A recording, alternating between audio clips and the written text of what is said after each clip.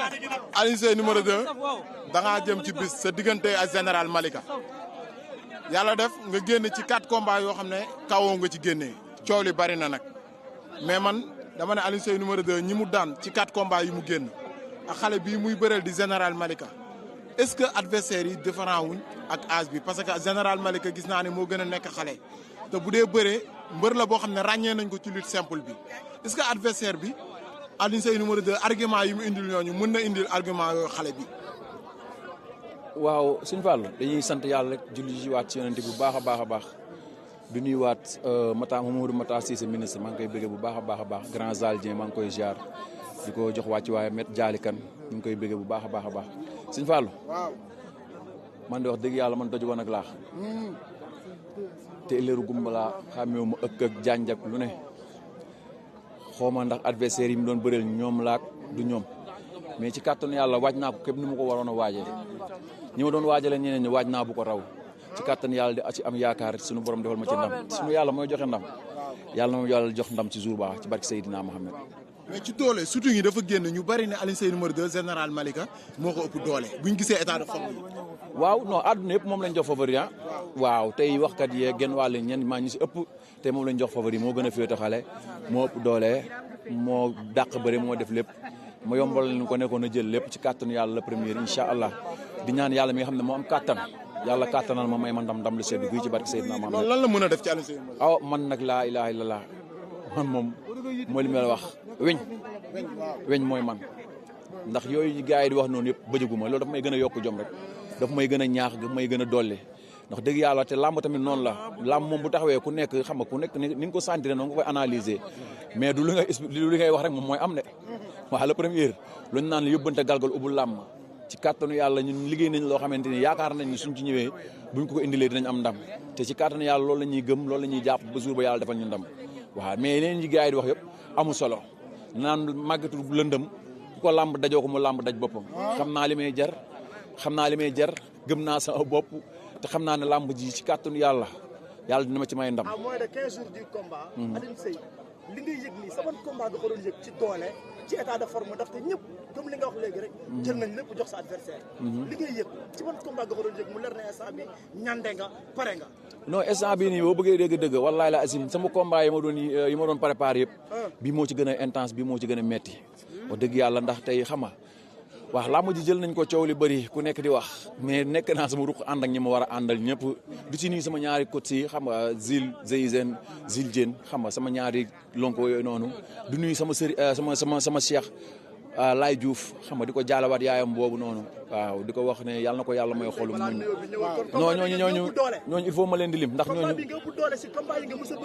wallaay la asim combat bi laa ëpp doole ci ñoo kii mais xam nga gars yi yenn saa yi dañuy jaawale volume ak doole waaw mais xam nga man yëpp ma sama bopp noo xamante ni wala ma yëpp sama supporter noo xam ne dinaa jël combat ci temps bu gàtt non sama palmarès su ma ko saltalee noonu man su ma amee combat su ma amul combat bi damay entraîner ñoom xam nañ loolu ñi may àndal xam nañ loolu man entraînement moom mooy sama deret la samedi beeg dimanche bi may toog di ma noppalu barki Seydina ma fekk dewu ma entraînement lu ni du ma am jàmm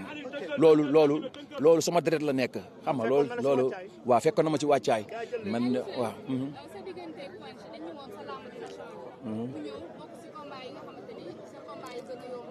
sa diggante ak général bu Malika est-ce que dina yomb parce que nekk na mbër boo xam ne soo ñëwee mu ñëw soo ñëwul mu ñëw. waaw non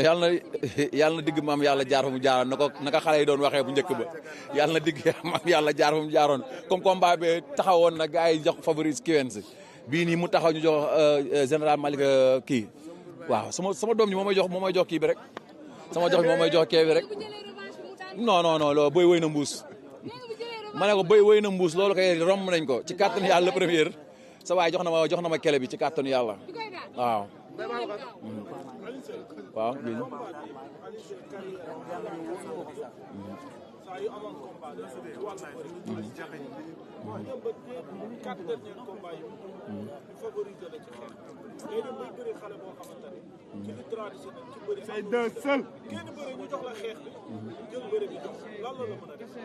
waaw non lamb moom xam nga mooy li may wax rek bu taxawee ku nekk ni ngay analyser ñii dañu koy jox bëre bi jox ma xeex bi mais ku ne xam ne man ba muy bëre général Malika bëreewul bu dee lutte simple maa ko jëkk dugg ci simple yi di dugg ci ponkali di mbëkkante ak ñoom xëy na gars yi ñoo gaaw a fàtte rek surtout ak lu làmb dañoo mën a suul ndaanaan waaye man nag kenn du ma suul may dund bu fekkee ne le premier yàlla may na ma kàttan ak mën-mën may ma sama bopp ci kàttanu yàlla incha allah damay indi ndam li ndax bu dee ñor ak jàmbaar ak mën ak am fit ci kàttan yàlla ci biir géew wallahi la azim lu ma ko sama fit may ma jëli ko bëre door la ñëpp xam nañ ne bëre bu ànd ak door mais tey boo ñëwoon ci digg géew ñu éliminé la tey na la Alioune Seye jàppante bëre est-ce que ñeme ngaa jàppante waaye loolu man lan laay ragal ci jàppalanteeg général Malika ban bëri la fi am bu ma amul man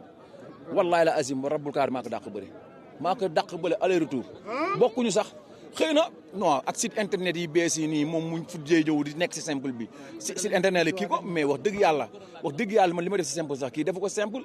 xëy na ay ni ñu koy waxatee ay équipe nationale ñu ngi ko ci félicité loolu sensu yàlla la ndax tey da ngay gis sax mille mbër ñaar ñoo ci dem équipe nationale wala affaire yooyu noonu loolu duñ ko dàqal mais wallahi laa si maa ko dàq bëre billaahi maa ko dàq bëre te bu ñu wëree ci kàttanu yàlla la première ci li ñu xam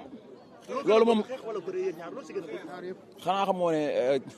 wax ji daa mënta ñàkk nii rek comme dañoo xam waa ji daf ñoo fay xaalisam ñu war a wax mais billaay wallaay làmb ji jëf sax laa ci gën a bëgg te wax ndax tey jii nii man xam lu tax ma war ci war a jëf mbay nag ñu bëri dañoo àppoo dañoo àndut ak man ndax ñu bëri tey jii nii dañ ko jël doole jëpp jox ko jël lépp jox ko tey jii nii man lu ma war moo naan ay lii laay def ak lii laay def li may ñëw rek mooy li may ñëw wane ko ci digg géew gi yàlla defal ma ndam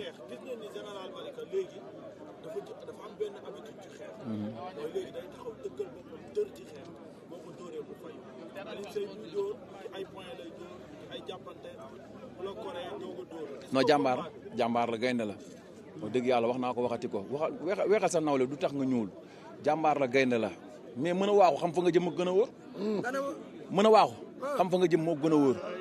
ñun ragaluñu loolu ñun ragaluñu bëri ragaluñu xeeb bi ci kàttanu yàlla lu mu ci indi rek tampi quoi ñun amuñu problème yooyu noonu ñun làmb yi ñëw def si wallaay te bu la première bu ñu wuree ba pare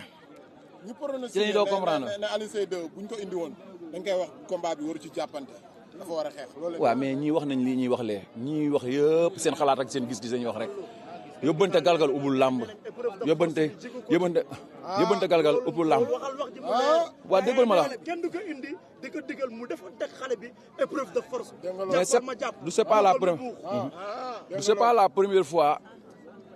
c'est pas la première fois may bëree koo xamante ni moom ëpp dayo c'est pas la première fois tamit la ci axloo maanaam ci histoire làmb la maanaam différence poids yi di tolloo nii ñuy bëre gis nañ fi Père Tafa Gueye matul woon 6 kilos gis nga nu mu doon def ponkali la dëggeer 1 gis nga ko matul woon 6 kilos mais gis nga nu mu doon def ponkali te man wallaay la damaa liggéey sama doole tii te fooyoo ma sama sànqal ba ngelaw yu naawee ko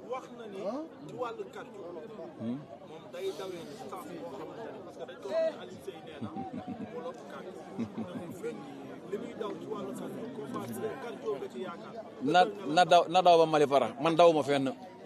li ma doon wax yëpp dama doon sóob rek daw ma fenn moom day daw ba Mali Fara na jël a cardio ci kàttanu yàlla am na cardio amul cardio loolu la premier lay leer gumma neex na baat kee jant sono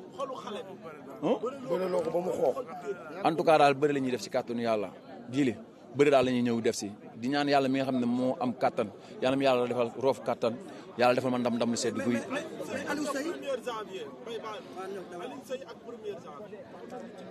waaw sant yàlla rek da waaw su ma juumul Tyson kii kan la woon Bombardier waaw mais tamit dama ci am contentement daal ndax date boo xamante ni xam nga date historique la de pare te xam nga date boo xamante ni waa kenn du ko gaaw a fàtte waaw kenn du ko gaaw a fàtte di ñaan yàlla mi nga xam ne moo am sutur rek yàlla suturaal ma ci waaw méttiwul quoi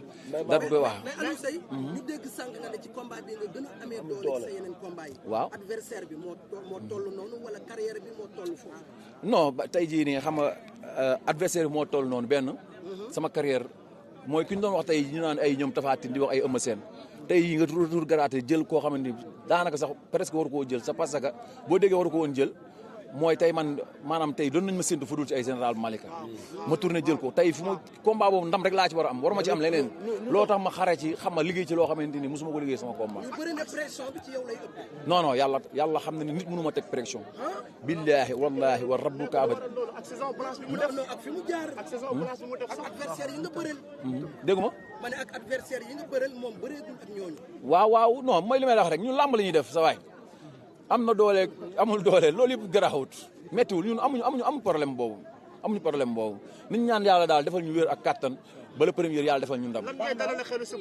promoteur bi ci mobilisation ndaxte ñëpp xam nañ ni que tey Guédiawaye tey ni ñu mobilisé woo ci mbër yi ñëw dooleel si la tey lan ban appel ngay lancé waa Guédiawaye rawatina nga dalale ko xelu promoteur bi ci mobilisation ndaxte bis bu mag la. non man yow man li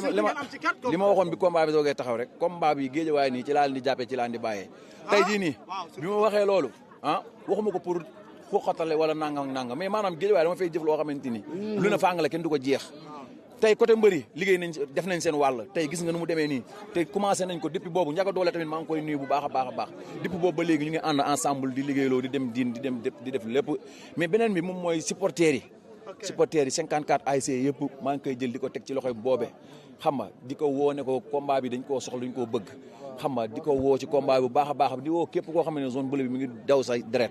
ñu ngi lay woo ci combat bi tamit di woo képp koo xamante ni supporter Alioune Seye numéro 2 ak foo mënti nekk waaw xam nga waa si ko Guédiawaye tamit xam nga ñu ngi leen di woo bu baax a baax Ibou bu Guédiawaye Ibou ak boobe mais Alioune Seye balaa ngay woote dafa am benn question boo xam ne bu ma bëggoon a dugal la muy sarax Dame Junior waaw tey la woon jàkkaarloo ak yoon mais dañ ko renvoyé ba suba te mi ngi jëm ci bis la 21 muy dimanche bii di ñëw coow li nag bari na te yoon amuñu lu dul ñaan ko pour mu may ñu te yow porteur de voix nga am na foo toll Guédiawaye moom it aussi am na fu mu toll ci yow lan ngay wax ñi lay seetaan ak waa yoon. waa daam xanaa di ko ñaanal suñu borom xam nga teggil ko natt boobu loolu rek ndax xam nga da moom ndog moom mënut a ñàkk ci yoon mënut a ñàkk ci jeune mais ñu ngi koy ñaanal suñu borom mi nga xam ne moo ko teg rek teggi ko bu gaaw a gaaw di ñaanal autorité yi Guédiawaye rek ñu jóg dox ci njekk ndax ñun amuñu ñu lul ñoom amuñu lul ñun te daam suñu njaboot gi la bokk xëy na juum te mënta ñàkk ndax sooy ànd ak mbooloo da ngay gis façon bu ne mais ñu ngi koy ñaanal suñu borom defal ko kattan waaw loolu c'est nous dans nous quoi mën nañ ko lijjanti kon ñi war a jóg nañ jóg rek dox ci wax ci kattan yàlla defal ko yàlla ko it comme dimanche ñëw dafa pare te wax dëgg yàlla koo xam nga waaw xam nga mu ngi noonu daal di nuyuwaat waa GFC bu baax a baax di leen encouragé waaw di nuyuwaat waa Guédiawaye bu baax a baax di waa GFC équipe bi ñu ngi leen di encouragé waat vraiment supporters yi tamit xam nga mention spéciale supporters yi na heure bu ñu demee yàlla dogal xam nga ñu am safaan rek mais jour bu combat beneen match bi ñëw rek ci la ñu gën a jàpp ci la ñuy gën a téye wax dëgg yàlla ñoo leen encouragé di leen wax ne xam nga jën jeexul géej nañ ci gën a nekk rek te xam ne affaire bi moom newul ñaari match newul ñetti match yaa ngi ci kanam yàlla na defet yi yem fii nii yi si des yëpp nekk ay combat ay ndam ci kàttanu yàlla waaw di sant di gërëm rek di sant di gërëm Mamadou Mata Cissé colonel Cissé maa ngi koy woo ci combat bi Arona Diène Joal xam nga Dimle Diokh xam nga waa Bikol yëpp maa ngi leen di woo ci combat bi xam nga waa Ñaawul xam nga Ablaye Diène France xam nga Serigne Mor Fall Kéemaan sëñ Cissé bu Malika sëñ Cissé bu sëñ Babacar xam nga di woowaat jon lépp bu baax a baax di xam nga waa di woo Ibou bu Guédiawaye waaw Ibou bu Guédiawaye Pastef waaw ñu koy teg ci loxoy Mata Ngiraan mu doxal ñu loolu di woo autorité Guédiawaye yëpp Ahmed Aïdara xam nga ñu ngi koy woo di woo Baye Ndiaye Massata Ndiaye xam nga ak Kor Ndiak ñu ngi leen di woo bu baax a baax di woo Baydi Ba di woo Fouta Kosom xam nga di woo Kilo Abdoulo tamit borom mouvement defar bu Gunaas ñu ngi koy woo ci combat bi bu baax a baax di woo ñëpp Pathé Cissé maa ngi koy woo Pathé 6 l'international tamit ñu ngi koy woo bu baax a baax